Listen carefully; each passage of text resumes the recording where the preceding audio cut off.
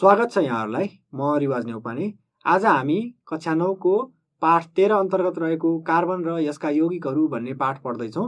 यस पाठ अन्तर्गत आजको कक्षामा हामीले पढ्न लागेको विषयवस्तु भनेको कार्बन र यसको स्रोतहरू, कार्बनको स्वभाव कस्तो हुन्छ भन्ने बारेमा पढ्छौँ।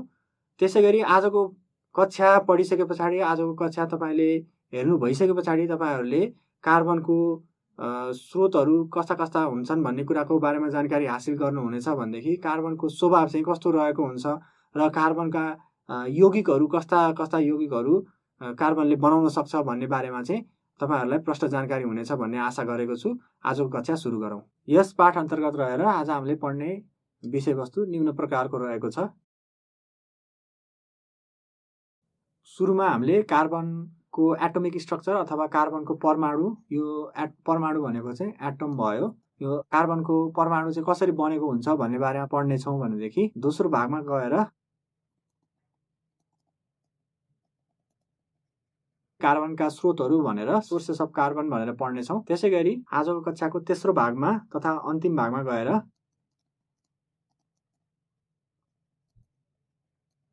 नेचर अफ कार्बन भनेर हामी पढ्नेछौँ। यो हामीले कार्बन र यसका यौगिकहरू भन्ने पाठको शीर्षकलाई अंग्रेजीमा भन्नु पर्यो भनेदेखि कार्बन एन्ड इट्स कम्पाउन्ड भनेर भन्न सक्छौँ। Carbon and its compound. यौगिकहरू भनेको चाहिँ त्यसो भए कम्पाउन्ड्स भन्ने रहेछ अंग्रेजीमा यौगिकहरूलाई। अब आजको कक्षा अगाडि बढाउँ। सुरुमा कार्बन परमाणु भनेर लेखेँ। यो भनेको कार्बनको एटम। यो परमाणुलाई हामी अंग्रेजीमा भन्दाखेरि एटम भन्छौँ। त्यही भएर कार्बनको एटमको बनावट चाहिँ कस्तो हुन्छ भन्ने बारेमा चर्चा गरौँ। तपाईहरूले पिरियोडिक तालिकामा कार्बनको स्थानलाई पक्कै पनि हेर्नु भएको छ। पिरियोडिक तालिकामा कार्बनको स्थानलाई हेरेर तपाईहरूले कार्बनको एटोमिक नम्बर, पारमाणिक संख्या बताउनु पर्यो भनेदेखि कति बताउनुहुन्छ? पक्कै पनि कार्बनको एटोमिक नम्बर, यसलाई नेपालीमा पारमाणिक संख्या पनि भनिन्छ। एटोमिक नम्बरलाई चाहिँ कति छ त? कार्बनको 6 छ। यसको अर्थ के हो त? यो पारमाणिक संख्याले के जनाउँछ त? अब प्रोटोनको संख्या 6 रहेको छ अथवा कार्बनसँग रहेको इलेक्ट्रोनको संख्या पनि 6 रहेको छ भनेर जनाउँछ। त्यसैगरी एटोमिक मास भनेर भन्नुभयो भनेदेखि यो कति हुन्छ त? कार्बनको लागि 12 हुन्छ। अब कार्बनको एटोमिक मास भन्नाले के जनाउँछ त? त्यसो भए यो चाहिँ न्युक्लियसमा, कार्बनको न्युक्लियसमा रहेको प्रोटोन र न्युट्रोनको जम्मा संख्या चाहिँ 12 हुन्छ भनेर जनाउँछ। यसले के यो हाम्रो एटोमिक मास र एटोमिक नम्बरको हामीले जानकारी हासिल गरिसके पछाडि हामीलाई के थाहा हुन्छ त? त्यसो भए यहाँ हेर्नुस् त, एटोमिक मास भनेको चाहिँ के रहेछ? प्रोटोन र न्युट्रोनको संख्या रहेछ भनिसके पछाडि, अनि यता एटोमिक नम्बर भनेको चाहिँ प्रोटोनको संख्या रहेछ भनेर भन्न सक्छौँ भने पछाडि हामीले यो एटोमिक मासबाट हामीले के भन्न सक्छौँ त? एटोमिक मासबाट एटोमिक नम्बर घटायौँ भनेदेखि हामीले पाउने संख्या भनेको चाहिँ न्युट्रोनको संख्या हुने रहेछ। त्यसो भए नम्बर अफ न्युट्रोन चाहिँ कतिवटा हुने रहेछ त? कार्बनको परमाणुमा अथवा कार्बनको एटममा 12 - 6, त्यो भनेको 6। यसको मतलब मैले कार्बनको एटोमिक स्ट्रक्चर अथवा कार्बनको पारमाणिक चित्र बनाउन खोजेँ भनेदेखि यो चित्र चाहिँ कस्तो होला त? मैले त्यो बनाउन जाँदैछु है त। हेर्नुहोस् है, यहाँनिर न्युक्लियस रहेको छ, यो कार्बनको न्युक्लियस। अनि कार्बनको न्युक्लियस भित्र प्रोटोन चाहिँ जसमा पोजिटिभ चार्ज हुन्छ त्यो चाहिँ कतिवटा छ? 6 वटा छ। र त्यसैगरी न्युट्रोन भनेको जसमा कुनै चार्जै हुँदैन त्यो कतिवटा रहेको छ? 6 वटा रहेको छ। अब त्यसैगरी यो न्युक्लियसको वरिपरि घुम्ने चाहिँ के हुन्छन् त? इलेक्ट्रोन हुन्छन्। इलेक्ट्रोन पनि 6 वटा रहेको हुन्छ। भनिसकेपछि एउटा इलेक्ट्रोन यहाँनिर, एउटा इलेक्ट्रोन यहाँनिर। यो सुरुको अर्बिटमा अथवा सुरुको सेल पनि भन्छौँ हामी। यो सेलमा कतिवटा इलेक्ट्रोन अटाउन सक्छ त? 2टा अटाउन सक्छ हैन? त्यसो भए बाँकी 4 वटा इलेक्ट्रोनलाई हामीले कहाँ राख्नुपर्ने भयो त? अर्को सेलमा राख्नुपर्ने भयो हैन? यो दोस्रो सेलमा चाहिँ बाँकी 4 वटा इलेक्ट्रोनहरू यसरी रहन सक्ने भए। स्मरण रहोस्, इलेक्ट्रोनमा रहने चार्ज भनेको चाहिँ के हो त? नेगेटिभ चार्ज हो। अब हेर्नुहोस् त, यहाँनिर इलेक्ट्रोनको चार्ज, इलेक्ट्रोन जम्मा टोटल 6 वटा भनेपछि 6 वटा नेगेटिभ चार्ज र प्रोटोन कतिवटा? 6 वटा। न्युक्लियसमा रहेको प्रोटोन कतिवटा? 6 वटा भनिसकेपछि जम्मा 6 वटा पोजिटिभ चार्ज, 6 वटा नेगेटिभ चार्ज भनिसकेपछि यो कार्बनको परमाणुलाई हेर्ने हो भनेदेखि यो चाहिँ के हुन्छ त? हामी के भन्न सक्छौँ? कार्बनको परमाणु चाहिँ इलेक्ट्रिकल्ली न्युट्रल रहेको छ भनेर हामी भन्न सक्छौँ। त्यो भनेको यसमा कुनै पनि चार्ज छैन, चार्ज रहित अवस्थामा कार्बनको परमाणु रहेको छ भनेर हामी भन्न सक्छौँ। यसैलाई यो सेलहरूलाई नामाकरण गर्ने हो भनेदेखि पहिलो सेललाई हामी के भनेर चिन्छौँ? तपाईहरुलाई थाहा छ, पक्कै पनि थाहा छ होला। पहिलो सेललाई हामी के सेल भनेर चिन्छौं भनेदेखि दोस्रो सेललाई हामी यल सेल भनेर चिन्छौं। अब त्यसो भए कार्बनको एटोमिक स्ट्रक्चर बनाउनु पर्यो अथवा एउटा टेबलमा देखाउनु पर्यो भनेदेखि, एउटा तालिका बनाएर कार्बनको एटोमिक स्ट्रक्चर देखाउनु पर्यो भनेदेखि कसरी बनाउन सकिन्छ त? यता चाहिँ सेलहरु होला, यता चाहिँ नम्बर अफ इलेक्ट्रोन, नम्बर मैले यो छोटकरीमा लेखेँ, नम्बर अफ इलेक्ट्रोन भनेर यसरी लेखेँ। अब जम्मा हामीलाई थाहा भइसक्यो कार्बनको पारमाणिक संख्या 6 र हामीले यहाँ 6 वटा इलेक्ट्रोन चाहिँ यहाँ हालिसक्यौं भनिसकेपछि के सेल र एल सेल बाहेक अरु सेलहरु नहुने रहेछ र के सेलको लागि इलेक्ट्रोनको संख्या 2 र एल सेलको लागि इलेक्ट्रोनको संख्या 4 हुने रहेछ। अब हेर्नुस् त यो 4 जुन संख्या छ नि, हो यो संख्याको चाहिँ धेरै महत्त्व रहेको छ कार्बनको एटममा। किन भनेर सोध्नुहुन्छ भनेदेखि हामीलाई थाहा छ यो जुन के सेल बाहेकका सेलहरु चाहिँ यो सेलहरुमा कतिवटा सम्म इलेक्ट्रोनहरु अट्न सक्छन् त, अटाउन सक्छन् त? जम्मा 8 वटा इलेक्ट्रोन अटाउन सक्छन्। तर यो कार्बनसँग कतिवटा इलेक्ट्रोन छ? जम्मा 4 वटा छ भनेपछि 4 वटा इलेक्ट्रोनहरु चाहिँ योसँग बाँकी भयो नि। भनेको मतलब 4 वटा इलेक्ट्रोन कि चाहिँ यसले के गर्नु पर्यो, लिनु पर्यो अरु एटमहरुबाट, अरु परमाणुहरुबाट, कि चाहिँ यो कार्बनले 4 वटा इलेक्ट्रोन लिनु पर्यो, जसले गर्दाखेरि यल सेल नरहेर के सेल मात्र रहन्छ र त्यो त्यतिखेर के सेल चाहिँ पुरै भरिएको अवस्था रहन्छ र त्यो अवस्थालाई हामी के भन्छौं? के सेलको लागि डुप्लेट अवस्था भएको भन्छौं भनेदेखि के भन्दा माथिको लागि 8 वटा इलेक्ट्रोन रहनु पर्छ भनिसकेपछि त्यसको लागि चाहिँ अक्टेट अवस्था पुरा भएको भन्छौं। भनिसकेपछि कि डुप्लेट अवस्थामा जानको लागि यो एल सेलमा रहेको 4 वटा इलेक्ट्रोनहरु कार्बन एटमले लुज गर्नुपर्ने हुन्छ, अरूलाई दिनुपर्ने हुन्छ, कि चाहिँ 4 वटा इलेक्ट्रोनहरु अरु कुनै एटमहरुबाट लिनुपर्ने हुन्छ है। अब यसो लिने र दिने प्रक्रियालाई चाहिँ के भनिन्छ त? हामीले भन्दाखेरि बोन्ड फर्मेसन अथवा यौगिकहरुको निर्माण भनेर भन्न सक्छौं। हो यो बोन्ड फर्मेसन चाहिँ इलेक्ट्रोनहरुको लेनदेनबाट हुन्छ भन्ने कुरा हामीले त्यो पढेका पनि छौं। तर यहाँनेर कार्बनको सन्दर्भमा कुरा गर्दाखेरि हामीले के जान्यौं भनेदेखि कार्बनलाई कि चाहिँ डुप्लेट स्टेटमा जानको लागि 4 वटा इलेक्ट्रोन अरूलाई दिनुपर्ने हुन्छ, कि चाहिँ अक्टेट स्टेटमा जानको लागि 4 वटा इलेक्ट्रोन अरु एटमहरुसँग लिनुपर्ने हुन्छ। यसको अर्थ के भयो त भन्दाखेरि यो कार्बन एटमलाई चाहिँ डुप्लेट अवस्थामा जान पनि गाह्रो भयो र अक्टेट अवस्थामा जान पनि गाह्रो भयो। भनिसकेपछि यो बोन्ड फर्मेसन गर्दाखेरि कार्बन एटमले कस्तो खालको बोन्ड फर्मेसन गर्ने रहेछ त? कस्तो खालको बोन्ड बनाउने रहेछ त? कोभ्यालेन्ट बोन्ड बनाउने रहेछ। अब कोभ्यालेन्ट बोन्ड भनेको के हो र यो कोभ्यालेन्ट बोन्डले गर्दाखेरि कार्बनमा कस्तो खालको स्वभावहरु देखा पर्छ भन्ने बारेमा हामी एकछिनमा चर्चा गर्नेछौं। कार्बनको स्वभावको चर्चा गर्नुभन्दा अगाडि कार्बनका स्रोतहरुको बारेमा हामी केही चर्चा गरौं। यसलाई अंग्रेजीमा भन्दाखेरि सोर्सेस अफ कार्बन भनेर भन्न सकिन्छ। तपाईले आफ्नो दैनिक जीवनमा कार्बनका अणुहरु अथवा कार्बनका विभिन्न वस्तुहरु चाहिँ कार्बनबाट बनेका विभिन्न वस्तुहरु चाहिँ तपाईहरुले प्रशस्त रूपमा देख्न पाउनुहुन्छ। उदाहरणको लागि कोइला के हो त? कार्बन भन्दाबित्तिकै हाम्रो दिमागमा के आउँछ त? कोइला आउँछ हैन। यो कोइला के भयो त? कार्बनबाट बनेको पदार्थ भयो अथवा कार्बनबाट बनेको वस्तु भयो। अनि त्यसैगरी अर्को के हुन्छ त? पत्थर कोइला, यो पनि कार्बनबाटै बनेको हुन्छ। त्यसैगरी अर्को वस्तु भनेको गोल हो। तपाईहरुलाई थाहा छ कि थाहा छैन? कार्बनको सबभन्दा शुद्ध रूप भनेको चाहिँ के हो त? हीरा हो। हीरालाई अंग्रेजीमा डायमन्ड पनि भन्ने गरिन्छ। त्यसैगरी अर्को शुद्ध रूप भनेको के हो त? ग्रेफाइट हो। ग्राफाइट, यसलाई अंग्रेजीमा ग्राफाइट नै भनिन्छ। यो दुईटा चाहिँ के भयो त? कार्बनको अति नै शुद्ध रूपहरु भए। यहाँनेर मैले यो कोइला लेखेँ, त्यसपछि पत्थर कोइला लेखेँ, गोल लेखेँ, यिनीहरुलाई अंग्रेजीमा के भन्छ भन्ने बारेमा हेरिहालौं। कोइलालाई अंग्रेजीमा कोल भन्छ। त्यसैगरी पत्थर कोइलालाई अंग्रेजीमा भन्नु पर्दाखेरि कोक भन्छ र गोललाई अंग्रेजीमा भन्दाखेरि चारकोल भन्छ। अब यहाँनेर मैले विभिन्न उदाहरणहरु दिए, कोइला, पत्थर कोइला, गोल, हीरा अनि ग्रेफाइट भनेर यो भने। यी वस्तुहरुलाई चाहिँ हामी के भन्न सक्छौं त? कार्बन तत्वको रूपहरु, विभिन्न रूपहरु भनेर भन्न सक्छौं। रूपहरु, कार्बन तत्वको विभिन्न रूपहरु भनेर भन्न सक्छौं है। अब यस्ता रूपहरुलाई अंग्रेजीमा भन्दाखेरि एउटा शब्द रहेको छ। त्यो शब्द भनेको के हो त? एलोट्रोप्स भनेर भन्छौँ हामी, ALLOTROPHS, विभिन्न एलोट्रोप्सहरू रहेको भनेर भन्न सक्छौँ है। कार्बनको चाहिँ विभिन्न एलोट्रोप्सहरू रहेको भनेर हामी भन्न सक्छौँ। अब तपाईँहरूले यति भनिसक्दाखेरि पक्कै पनि यो कोइला तथा चारकोल अथवा गोल भनेर जुन देख्नुभयो त्यो देखिसक्दाखेरि पक्कै पनि अनुमान लगाइसकेको हुनुपर्छ। प्रत्येक जीवित वस्तुमा, जीवित वस्तु भनेको जनावर पनि हुन सक्यो, त्यस पछाडि वनस्पति पनि हुन सक्यो।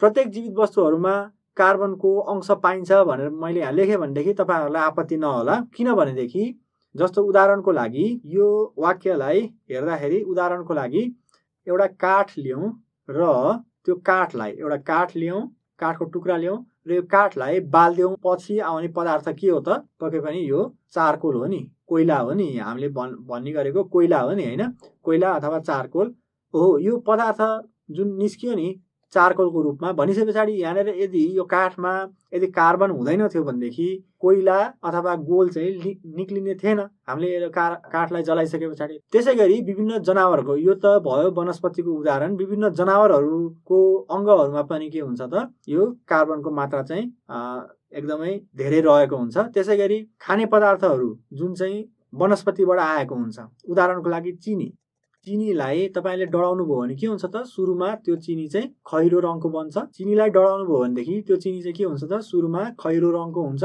अनि अन्त्यमा गएर के हुन्छ त? फेरि कालो रङको बन्छ डढाउँदै गइसके पछाडि। भनेपछि यो लास्टमा अन्तिम अवस्थामा यो जुन हामीले पाउँछौँ नि चिनीलाई डढाइसके पछाडि, त्यो के हो त? त्यो पनि कार्बनको स्वरूप भयो। भनिसके पछाडि हामीले यहाँनिर हेरौँ कार्बनको विभिन्न स्वरूपहरू हुने रहेछ। अब अगाडि बढौँ। अगाडि बढ्ने क्रममा हामी कार्बनको स्वभाव भनेर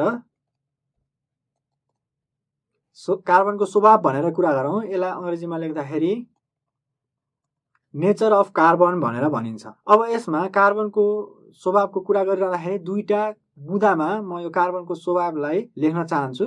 एक नम्बरको बुदा भनेको के हो त? कार्बनको भ्यालेन्सी 4 हुनु भनेर मैले एक नम्बरको बुदामा लेखेँ भनेदेखि अर्को नम्बरको बुदामा म के लेख्न चाहन्छु त? कार्बनको क्याटिनेसन गुण भनेर लेख्छु।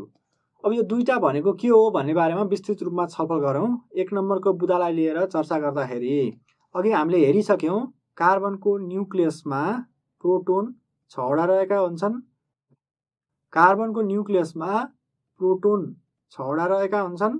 त्यसै गरी न्युट्रोन पनि 6 वटै रहेको हुन्छ र न्युक्लियसको वरिपरि घुम्ने इलेक्ट्रोनहरू चाहिँ कतिवटा रहेका हुन्छन् त? 6 वटा रहेका हुन्छन्, जुन चाहिँ पहिलो सेल के सेलमा 2टा र दोस्रो सेल भनेको एल सेलमा 4 वटा इलेक्ट्रोनहरू रहेका हुन्छन्। यसरी अब यहाँ हेर्नुहोस् तपाईँहरूले यो भ्यालेन्सी भन्नाले के बुझिन्छ? सुरुमा यो भ्यालेन्सी भनेको के हो भन्ने बारेमा चर्चा गरौँ। यो भ्यालेन्सी भनेको यो कुनै पनि तत्त्वको परमाणुको यो बाह्य अर्बिटमा, सबभन्दा बाहिरको अर्बिटमा रहेको इलेक्ट्रोनको संख्या भनेर पनि बुझ्न सकिन्छ। त्यो भनेको त्यसरी हेर्दाखेरि के भयो त? भ्यालेन्सी 4 भयो। त्यसै गरी अर्को हिसाबले हेर्दाखेरि भ्यालेन्सीलाई कसरी बुझ्न सकिन्छ भनेदेखि कुनै पनि परमाणुको बाह्य अर्बिटमा अक्टेट स्टेट, जुन मैले अघि भनेको थिएँ 8 वटा इलेक्ट्रोन अटाउँछ, त्यही भएर यसलाई अक्टेट स्टेट भनिएको हो भनेर मैले भनेको थिएँ। हो, त्यो अक्टेट स्टेट पुरा गर्न चाहिने इलेक्ट्रोनको संख्यालाई पनि हामी के भन्न सक्छौँ? भ्यालेन्सी भन्न सक्छौँ। त्यो अनुसार हेर्ने हो भने पनि कार्बनको भ्यालेन्सी चाहिँ कति हो त? 4। अब यो भ्यालेन्सी 4 भएकोले के असर पर्छ त? त्यसो भए भ्यालेन्सी 4 भइसके पछाडि के असर पर्छ त? मैले अघि पनि भनेको थिएँ भ्यालेन्सी 4 हुँदाखेरि अथवा आउटरमोस्ट अर्बिटमा, सबभन्दा बाहिरको अर्बिटमा चाहिँ 4 वटा इलेक्ट्रोन भइरहँदाखेरि यो कार्बन एटमलाई चाहिँ यो इलेक्ट्रोन लुज गर्न पनि गाह्रो पर्छ, यो इलेक्ट्रोन अरू एटमहरूलाई दिन पनि गाह्रो पर्छ र अरू एटमबाट इलेक्ट्रोनहरू लिन पनि गाह्रो पर्छ। यसको अर्थ के हुने भयो त भन्दाखेरि यो कार्बनले चाहिँ यो इलेक्ट्रोनहरूलाई चाहिँ अरूसँग सेयर चाहिँ गर्न सक्ने भयो। भन्नुको मतलब अरूसँग बाँडेर चाहिँ लिन सक्ने भयो। अब यो एउटा चित्रमा हेरौँ। एउटा कार्बन एटम छ। मैले कार्बन एटम यो भित्र यो बीचको चाहिँ यो कोर हो अथवा न्युक्लियस र भित्रको 2वटा इलेक्ट्रोन चाहिँ यसमा छ भनेर मैले मान्न सक्छु। त्यसै गरी यहाँ 4 वटा इलेक्ट्रोनहरू चाहिँ बाहिर छन् है, बाहिरी अर्बिटमा रहेको 4 वटा इलेक्ट्रोनहरू। यो बीचको पहेँलो भागले चाहिँ कार्बनको कोरलाई जनायो। त्यसै गरी अर्को यहाँ कार्बन एटम बनाउन सक्छु जसको वरिपरि 4 वटा इलेक्ट्रोनहरू छ र बाँकी रहेको चाहिँ यहाँनिर हाइड्रोजन एटम बनाउन सक्छु। यहाँनिर पनि अर्को हाइड्रोजन एटम, यहाँ अर्को हाइड्रोजन, यसमा अर्को हाइड्रोजन, फेरि यहाँनिर अर्को हाइड्रोजन फेरि यहाँनिर अर्को हाइड्रोजन र हाइड्रोजन एटमको इलेक्ट्रोन सङ्ख्या कति हुन्छ त जम्मा 1 हुन्छ हैन भनिसकेपछि सबैको लागि एक एकवटा इलेक्ट्रोन बनाए। अब हेर्नुस् त यो पहिलो कार्बन एटमको लागि मैले कुरा गर्ने हो भनेदेखि अब यो 4वटा इलेक्ट्रोनहरु त यो छँदै थियो यथावत छँदै थियो। अब यो हाइड्रोजन एटमको यो साइडमा रहेको हाइड्रोजन एटमको इलेक्ट्रोन पनि यसले आफूसँग लिन्छ पनि र आफूसँग भएको इलेक्ट्रोन चाहिँ हाइड्रोजन एटमलाई दिन्छ पनि भनेको यसले शेयर गरेर लिन्छ बाँडेर लिन्छ। त्यसैगरी यतापट्टिको हाइड्रोजन एटमसँग पनि त्यसरी नै बाँडेर लिन्छ र यतापट्टिको हाइड्रोजन एटमसँग पनि त्यसरी नै बाँडेर लिन्छ र सँगसँगै रहेको यो 2 नम्बरको कार्बन एटमको एउटा इलेक्ट्रोन जुन मैले यहाँ बनाइसके त्यो इलेक्ट्रोन पनि यिनीहरूले यो कार्बन एटम नम्बर 1 र कार्बन एटम नम्बर 2 ले एकअर्कामा शेयर गरेर लिन्छन् बाँडेर लिन्छन्। त्यसैगरी यो हाइड्रोजनसँग यो दोस्रो नम्बरको कार्बन एटमले नि आफ्नो इलेक्ट्रोन चाहिँ बाँड्छ। अब यो हुँदाखेरि के भयो त हेरौँ त। सो एउटा इलेक्ट्रोन कुनै एउटा इलेक्ट्रोनलाई हामीले लिनु पर्यो भनेदेखि उदाहरणको लागि मैले यो इलेक्ट्रोनलाई लिए भनेदेखि यो इलेक्ट्रोन यो हाइड्रोजन एटमको लागि पनि हो यो माथिको हाइड्रोजन एटमको लागि पनि हो यो तलको कार्बन एटमको लागि पनि हो भनेपछि मैले गर्न सक्ने तरिका चाहिँ के भयो त भन्दाखेरि यो 2 नम्बरको कार्बन एटम मैले हेरेँ भनेदेखि यसको लागि मैले इलेक्ट्रोन गर्नु पर्यो भने 1 2 3 4 भनेर यो आफ्नो त छँदै थियो। त्यसैगरी यो बाँकी रहेको 5 6 7 8 भनेर गर्न सके भनिसकेपछि 2 नम्बरको कार्बन एटमले चाहिँ के हुन्छ त यो अक्टेट स्टेट पुरा गरेको अवस्था भयो। त्यसैगरी 1 नम्बरको कार्बन एटमको लागि हेरौँ त इलेक्ट्रोनहरु गरौँ त 1 2 3 4 यो पहिले थियो। अब यहाँनिर यो हाइड्रोजन एटमको यो पनि यसले के गर्यो त शेयर गर्यो 4 भइसकेपछि 5 6 7 भयो अनि फेरि यो 2 नम्बरको कार्बन एटमको इलेक्ट्रोन पनि यसले शेयर गर्ने भयो भनिसके पछाडी यो पनि के भयो त अक्टेट स्टेटमा गयो हैन भनिसके पछाडी अब यसले चाहिँ एउटा यौगिक चाहिँ तयार गर्यो। अब तपाईहरुले यसो हेर्नुभयो भनेदेखि यस्ता कार्बन एटमहरु बीच पनि यो बोन्ड चाहिँ बन्न सक्ने रहेछ र कार्बन एटमले अर्को हाइड्रोजन जस्ता एटमहरुसँग हाइड्रोजन जस्ता परमाणुहरुसँग पनि यस्तो बोन्ड बनाउन सक्ने रहेछ र यस्तो बोन्डलाई चाहिँ हामी के भन्छौं त तपाईहरुलाई पक्कै पनि नाम थाहा छ होला। यस्तो बोन्डलाई चाहिँ हामी के भन्छौं त कोभ्यालेन्ट बोन्ड भन्नुको अर्थ यो को भनेको दुईटै भन्ने जनाउँछ। यहाँ यो बोन्ड बनाउँदाखेरि संलग्न भएका दुईटै परमाणुहरु भन्ने जनाउँछ अनि भ्यालेन्ट भनिसकेपछि दुईटैको यो भ्यालेन्स अर्बिटमा रहेको इलेक्ट्रोनहरु भन्ने जनाउँछ हैन भनिसकेपछि दुईटैको भ्यालेन्स अर्बिटमा रहेको इलेक्ट्रोनहरु चाहिँ दुईटैले शेयर गर्ने भएको र दुईटैले बाँडीचुडी लिने भएको भएर के भयो त यो बोन्डलाई चाहिँ कोभ्यालेन्ट बोन्ड भनेर भनियो। हो कार्बनले चाहिँ यसरी कोभ्यालेन्ट बोन्ड बनाउने रहेछ हैन। अब कार्बनले यसरी कोभ्यालेन्ट बोन्ड बनाएको हेरिरहँदाखेरि तपाईहरुलाई के लाग्न सक्छ त एउटा कुरा त यो पहिलो नम्बरको प्रपर्टीमा मैले जुन लेखेको थिएँ कार्बनको 4वटा भ्यालेन्स इलेक्ट्रोन हुन्छ भनेर त्यसलाई चाहिँ हामी अर्को शब्दमा भन्दाखेरि टेट्रा भ्यालेन्सी भनेर भन्न सक्छौं। टेट्रा भ्यालेन्सी प्रपर्टी अथवा टेट्रा भ्यालेन्सी कार्बनको टेट्रा भ्यालेन्सी गुण भनेर भन्न सक्छौं।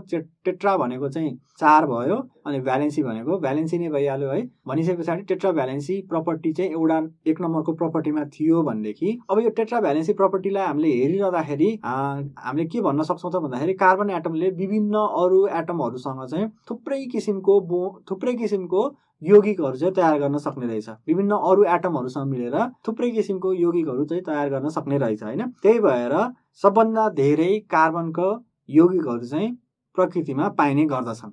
अर्को नम्बरको कार्बनको नेचरको कुरा गर्दाखेरि अथवा कार्बनको स्वभावको कुरा गर्दाखेरि 2 नम्बर स्वभावमा मैले लेखेको थिएँ क्याटिनेसन भनेर लेखेको थियो। त्यसोभए यो प्रपर्टी अथवा यो गुण भनेको के हो त कार्बनको यो गुण भनेको के हो। एउटा कार्बन एटम यहाँनिर छ। अब मैले यो धर्कले के जनाए त 4वटा बोन्ड बनाउन सक्छ भनेर 4वटा इलेक्ट्रोनहरुको संख्यालाई चाहिँ यसरी धर्कले जनाउन सक्छु है भनेदेखि यो कार्बन एटमले यो सुरुको कार्बन एटमले अर्को कार्बन एटमसँग पनि कोभ्यालेन्ट बोन्ड बनाउन सक्छ। त्यसैगरी यो दोस्रो कार्बन एटमले अर्को तेस्रो कार्बन एटमसँग नि कोभ्यालेन्ट बोन्ड बनाउन सक्छ। तेस्रोले चौथोसँग यसरी कार्बन एटमहरु यसरी जोडिएर चाहिँ के हुन सक्छ त एउटा लामो यौगिक चाहिँ तयार हुन सक्छ। कार्बन एटमहरु मिलेर बनेको लामो यौगिक चाहिँ तयार हुन सक्छ। यसरी एउटा चेन जस्तो स्वरूप बनाए कि बनाएन कार्बन एटमहरु मिलेर यो चेन जस्तो स्वरूप बनाउने गुणलाई चाहिँ हामी के भन्न सक्छौं क्याटिनेसन प्रपर्टी अथवा कार्बनको क्याटिनेसन गुण भनेर हामी भन्न सक्छौं। अब यसको फाइदा के यसको यसले गर्दाखेरि के असर पर्छ भन्ने बारेमा कुरा गर्दाखेरि कार्बनको प्रत्येक एटमको सङ्ख्यालाई हामीले हेर्ने हो भनेदेखि प्रत्येक एटमको सङ्ख्या अथवा प्रत्येक एटम थपिँदै जाँदाखेरि यो भिन्न भिन्न यौगिकहरू बन्न सक्छ। भनिसके पछाडि जसरी अघि टेट्रा भ्यालेन्सी अथवा कार्बनको 4वटा भ्यालेन्सी भएको भएर धेरैवटा कम्पाउन्डहरू धेरैवटा यौगिकहरू बन्न सक्छ भनेर मैले भनेको थिएँ। यो क्याटिनेसन प्रपर्टीले गर्दाखेरि पनि कार्बनको धेरैवटा यौगिकहरू बन्न सक्ने रहेछ, तयार हुन सक्ने रहेछ। र यो कार्बनको यसरी दुईटा प्रपर्टीले गर्दाखेरि धेरैवटा यौगिक भएको भएर यो यौगिकहरूलाई पढ्नको लागि हामीलाई छुट्टै केमिस्ट्रीको ब्रान्च अथवा केमिस्ट्रीको हाँगा चाहिँ चाहिएको छ। त्यो केमिस्ट्रीको ब्रान्चलाई हामी के भन्छौँ त? अर्ग्यानिक केमिस्ट्री भनेर भन्न सक्छौँ है। भनिसके पछाडि तपाईँहरूले यहाँसम्म आइपुग्दाखेरि कार्बन तथा यसका यौगिकहरूलाई अध्ययन गर्नको लागि किन छुट्टै केमिस्ट्रीको शाखाको आवश्यकता पर्यो, किन छुट्टै अर्ग्यानिक केमिस्ट्रीको आवश्यकता पर्यो भन्ने बारेमा पनि तपाईँहरूले जानकारी हासिल गर्नुभयो। अब अगाडि बढौँ। अगाडि बढ्ने क्रममा मैले सुरुमा भनेको थिएँ कार्बनको विभिन्न एलोट्रोप्सहरू हुन्छ भनेर मैले भनेको थिएँ। यो एलोट्रोप्सहरू भनेको के हो भन्ने बारेमा अलिकति कुरा गरौँ। हुन त तपाईँहरूले जानकारी हासिल गरिसक्नु भएको छ। कार्बन तत्त्वको विभिन्न स्वरूपहरूलाई नै एलोट्रोप भनेर भनिएको हो भनेर मैले अघि पनि भनिसकेको थिएँ। यसलाई व्याख्या गर्दाखेरि एलोट्रोप भनेको के हो भनेर व्याख्या गर्दाखेरि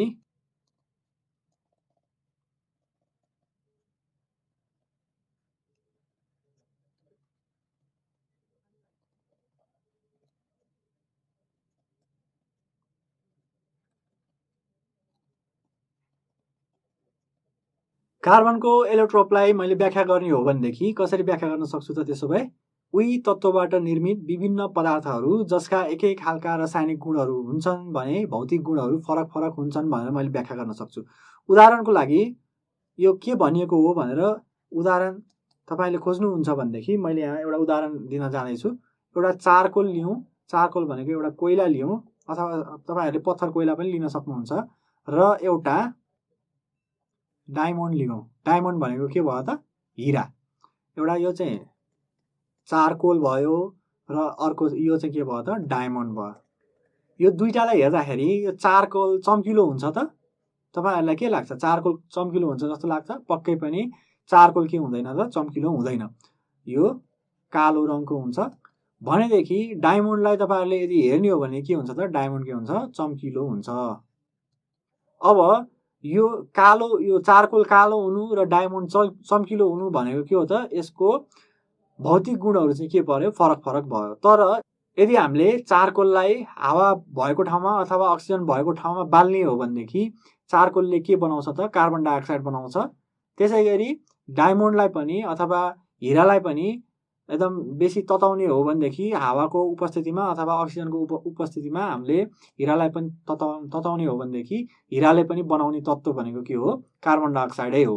भनिसके पछाडि अब हेर्नु, जसका एकै खालका रासायनिक गुणहरू हुन्छन् भनेर मैले लेखेको थिएँ। अब त्यो कुरा यहाँबाट साबित भयो कि भएन? हेर्नुहोस् त, कार्बनलाई यदि तताउने हो भनेदेखि हावाको उपस्थितिमा अथवा अक्सिजनको उपस्थितिमा तताउने हो भनेदेखि कार्बनले पनि कार्बन डाइअक्साइड निकाल्ने रहेछ, यो चारकोलले पनि। त्यसै गरी डायमन्डलाई पनि हावाको उपस्थितिमा तताउने हो भनेदेखि डायमन्डले पनि के गर्ने रहेछ त? कार्बन डाइअक्साइड निकाल्ने रहेछ। भनिसके पछाडि एलोट्रोप्स भनेको त्यस्ता वस्तुहरू भए, त्यस्ता एउटै तत्त्वबाट निर्मित त्यस्ता वस्तुहरू भए जसका चाहिँ रासायनिक गुणहरू चाहिँ एउटै भए तर भौतिक गुणहरू भने फरक परे।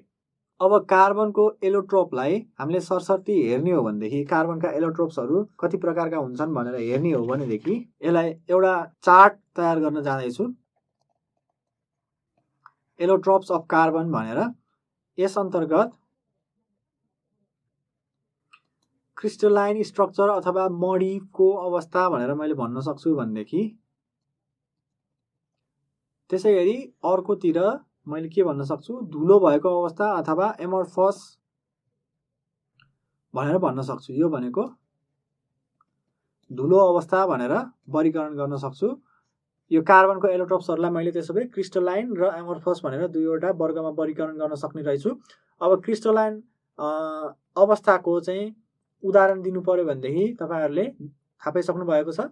एउटा डायमन्ड हो भनेदेखि अर्को चाहिँ ग्रेफाइट हो भनेदेखि यतापट्टि एमोर्फस अवस्थाको चाहिँ उदाहरण दिने हो भनेदेखि कोइला, कोल, त्यसै गरी पत्थर कोइला, कोक, त्यसै गरी गोल भनेको चारकोल, त्यसै गरी ल्याम्प ब्ल्याक भनेर भन्छौँ। यो भनेको चाहिँ के हो त? गाउँघरमा आगो बाल्दाखेरि आगो बालेको ठाउँभन्दा माथि एकदमै कालो भएर सबै बसेको हुन्छ नि, हो त्यसलाई चाहिँ हामी ल्याम्प ब्ल्याक भनेर भन्न सक्छौँ। हो यी अवस्था चाहिँ के भयो त, एमोर्फस अवस्था भयो भनेदेखि अगाडि उल्लेखित अवस्थाहरू डायमन्ड र ग्रेफाइट चाहिँ के भयो त, क्रिस्टलाइन अवस्थाहरू भए। आजको कक्षाको अन्तिम भागमा हामी आइसकेका छौँ।